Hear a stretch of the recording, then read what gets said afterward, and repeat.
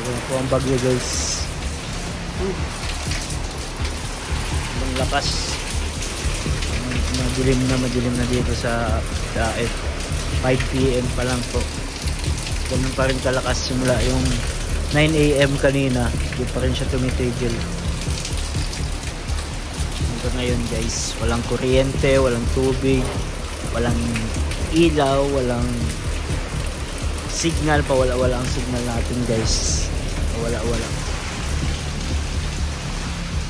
ano yun, mga puno, posta ng kuryente. Ang lakas po. Nagwawala po ang panahon.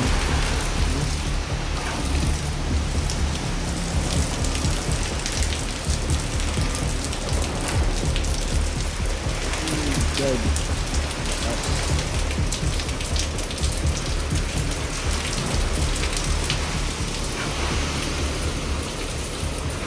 Narinig na rin po ninyo yung hangin at ulan.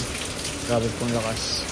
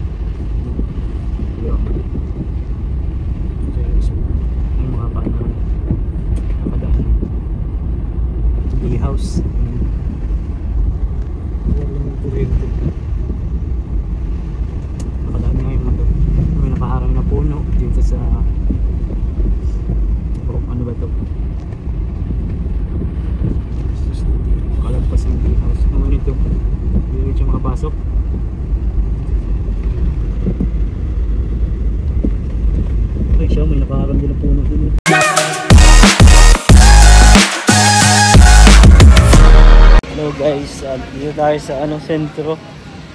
Madilim pa po. Ayan, lumabas lang kami para bumili ng pagkain. Buti na lang bukas dito sa Sinangag Plaza. Ayan, nakita din natin yung epekto ng bagyo dito sa Daet. Kasi grabe po, sobrang lakas ng wala pa rin kuryente dito, may generator sila. Nakiki-charge dito yung mga tao. Kami meron pa naman kaming batteries kaunti, tapos sa sasakyan pwede kami mag-charge. Pero grabe po ang epekto ng bagyong Yuan. Nice. Okay. Thank you po. Bro, padala kami. Bili tayong pagkain. Hi. Hi kayo dyan. Shout out. Yung mga bata doon nakikicharge sa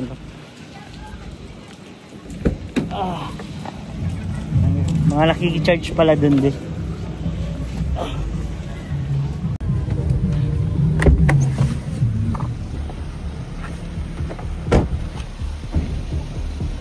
Okay man dito.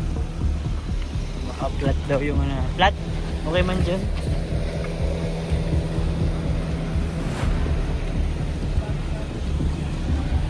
Lambot lang. Tayo guys.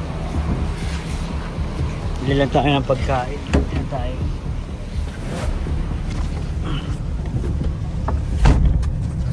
Flat.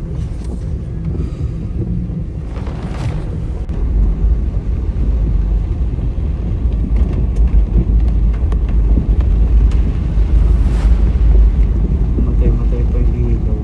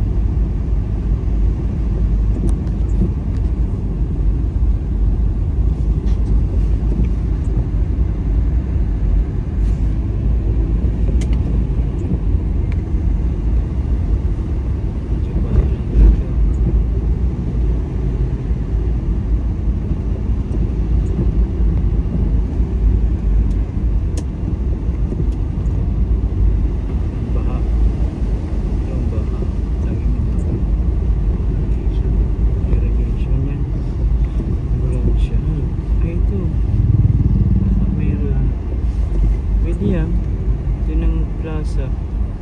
Tanong tayo. Meron silang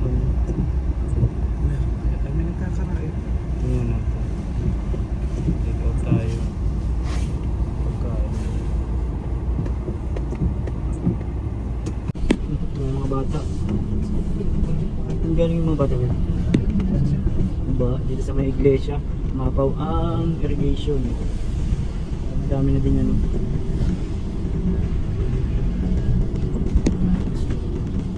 Ano na nakisilong. Delivery 7:46 po ng gabi dito sa Daet. Nakita po natin yung effect ni yung one.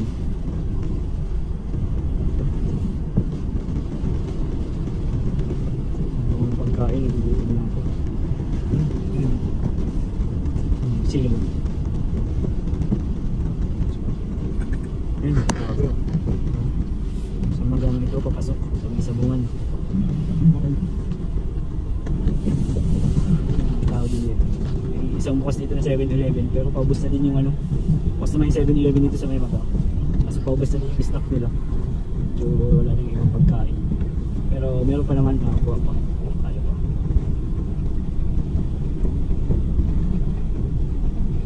Marami din yung makasakali siguro ng magtuwa ng pagkain. Tayo sa magang.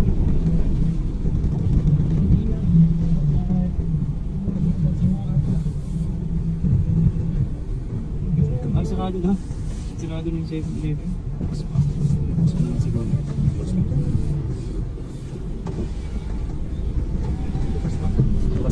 Mas pa yung 7-Eleven guys. Kami yung meron.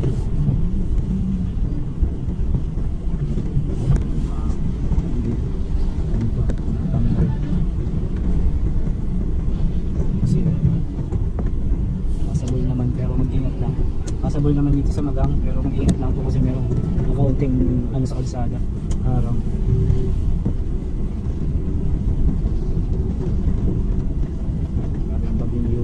Pray po tayo.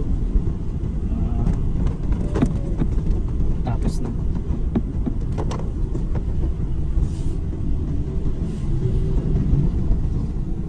Punta tayo sa magang. Sa Magallanes. May barangay rin po ng magang.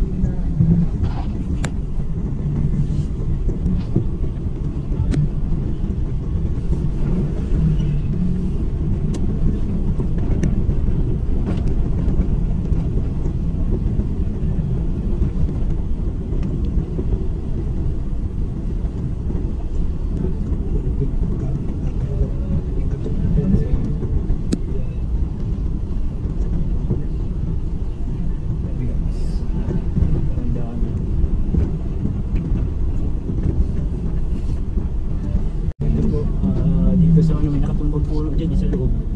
Bagong pangarap. Meron din dito sa labas. Yun o, dito na makakapasok dyan. Ito yung pinakamalaking harang dito sa magang. Itong puno ito sa may D house. One way na lang siya. Tapos yung D house yan. Kumbal siya. Yung signboard na. Dito. May mga yero na sa daan. Okay guys, may mga yero sa daan.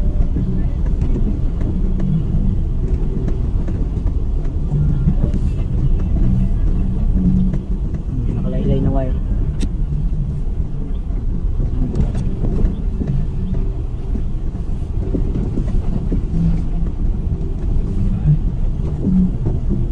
Wala man ang ulan. Kunti na lang Tagite. 7:53. Pero parang nabelo pa yun mga sa tabi. Kasi parang nasa tapat pa lang natin siya eh. Yung daw nila Angelica. Ito na Fairview 3, ay Fairview 1. Fairview 1 na tayo. So, from Southwood. Ito pa naman dito. Ito may nakaharang na ano ito? Sanga. Nalaglag na sanga.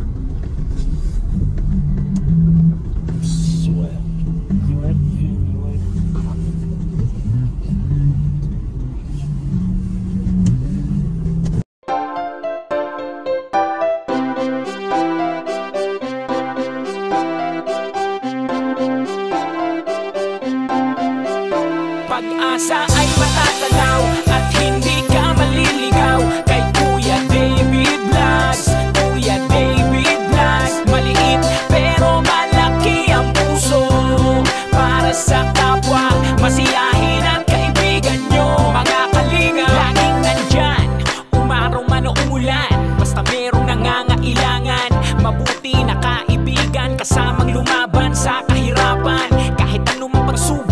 sa inyo merong mabuti na puso, siya ang kalingap nyo.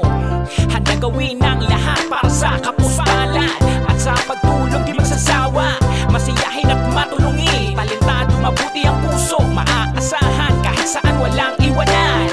Kaya mag-subscribe ka na, manood sa mga video niya, saan man ay kasama niyo siya. Kaya kay Kuya David Vlog, pag-asa ay matatanaw at hindi ka maliligaw. Kay Kuya David Vlogs, Kuya David Vlog. Maliit pero malaki ang puso, para sa kapwa, masiyahin at kaibigan nyo. Mga kalinga, pag-asa ay matatanaw at hindi ka maliligaw. Kay Kuya David Vlogs, Kuya David Vlog. Maliit pero malaki ang puso, para sa kapwa, masiyahin at kaibigan nyo. Mga kalingap, masayahin at magaling makisama, mabuting kaibigan kahit may pagkakwela. Palagi nandiyan kapag kinakailangan, mabuti ang puso, palagi siyang maaasahan.